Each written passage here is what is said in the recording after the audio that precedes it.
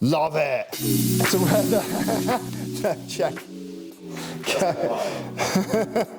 That's so flippin' cool. The upcoming workshop is an extension from our previous video, so you haven't done so, go back and watch the previous video where we showcase how we use that little honeycomb grid, all these little spotlights and the gel lights in the background, and talk about the camera settings to set up for some more dynamic portraits that draw directly with like analog effects in camera, but you're going to need to know the information in there in terms of how to set up your camera and how to set up your lights to achieve those effects. So go back and watch that. And once you've done that, come back and join us here for part 2.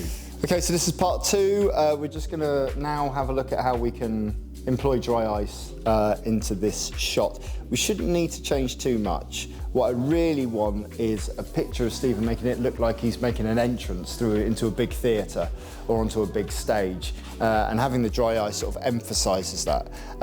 So we're going to set up the lights first of all. I'm going to give myself plenty of space to work with. I don't necessarily mind these lights being in the shot eventually, but I'm just going to give myself a little bit of space by bringing these back just a fraction.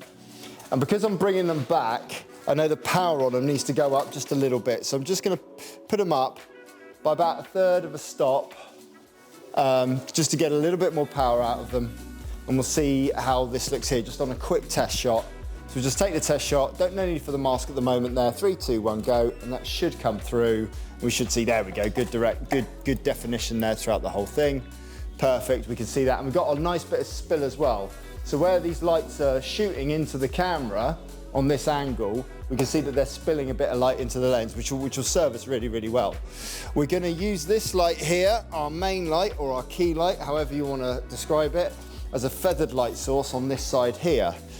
So it should be skimming across Stephen's face, and it should be nice and simple. We're going to give him plenty of space there. 3, 2, 1, go. Just take that test shot there, really good. We can actually afford to lose a little bit of light off of that one. It's a little bit powerful. So I'm just going to bring a stop down again. I can just see again in my live tethering, which is one of the benefits of live tethering, is that I can see everything as it comes up. And we're just gonna, now from there, 3, 2, 1, go. And then the last thing we're gonna do is where we got, nice expression, that one. The last thing we're gonna do is where we've got a little bit of shadow on that side of the face, because we're quite extremely feathering to keep the light off of the backdrop. I'm just gonna employ this, my whiteboard. And what this should do is bounce this white light back into Stephen's face here. It should just elevate some of that darker area on the right-hand side of the face as we look at it. And there we go. There we go. We've got a little bit of lift there, a little bit of bounce back, which is good. I haven't, as you see from here, I haven't brought this whiteboard across the blue because I still want that spill from the blue light coming through into the camera. That's still a really, really cool shot. Stephen's going to put on his wolf mask now, and I'm going to show you our smoke machine here. Now, for our smoke machine, it might be a bit dark for you to see this, but for our smoke machine, we've custom made a little trolley for it. So it's on like it's like a little R2 unit, or like one of those Imperial droids that runs around the Death Star.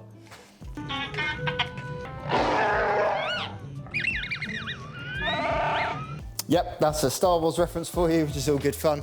And this is all nicely set up to pump dry ice out and up and into the shot behind Stephen here. It says here that it's ready to phase, which is good, so we've had it warmed up. These things often take 2 or 3 minutes to sort of warm up and get to the state that we need them to. And we need to be careful when we're shooting with them that we don't overpower the set with dry ice, because once you've got too much dry ice in there, you can't see a thing. And we're hoping today as well that they're going to set the fire alarms off, just for you. Okay, so same position here.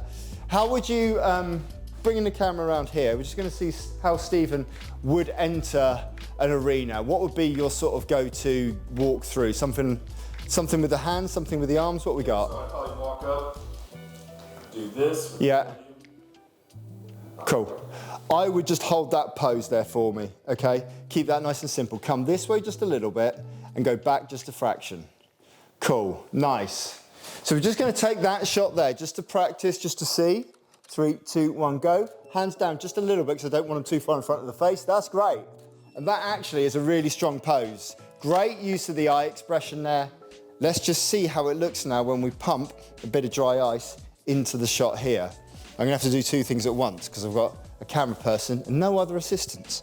So I have to shoot the dry ice, come running through, pick up the camera and shoot. So just get ready with the pose once we see the dry ice coming through. Dry ice coming through now.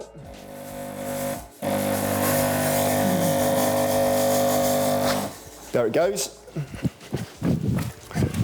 Hold that there. Extreme expression. 3, 2. That's good. Cool. Hands up. There you go. Hands down, down, down, down, down, down, down. 3, 2. Yeah, good expression. I love that. Good. One more, one more, one more. Hold that there. That's a great shot. 3, 2, 1, go. There. And like with the combination of lights, what's happening here is the gelled lights in the background are bouncing off all of the dry ice in there. So as the light passes through, it's illuminating it with saturation, which is why we're using the gel on there. This light here turned away from the backdrop, so we're not getting any spill on there, but we're still getting good light across the face, and it's close, so it's nice soft lighting. And then we've got the white bounce back here, just gives us a little bit of light bouncing back into the face, and you end up with your superhero portrait there, which looks really cool. Thank you so much for subscribing and for checking out this workshop. We hope to have lots more for you. As someone looks like they're about to come into our studio. No, they've passed through our front door, or past our front door, not through our front door. That would be awful, and an insurance claim. Stephen, thank you very much indeed. Thanks for having me. Cheers for coming, appreciate it. Not often you get to photograph a wolf, all the best. For more workshops, visit nofussmust.com, and you can visit that website and download your free posing guide.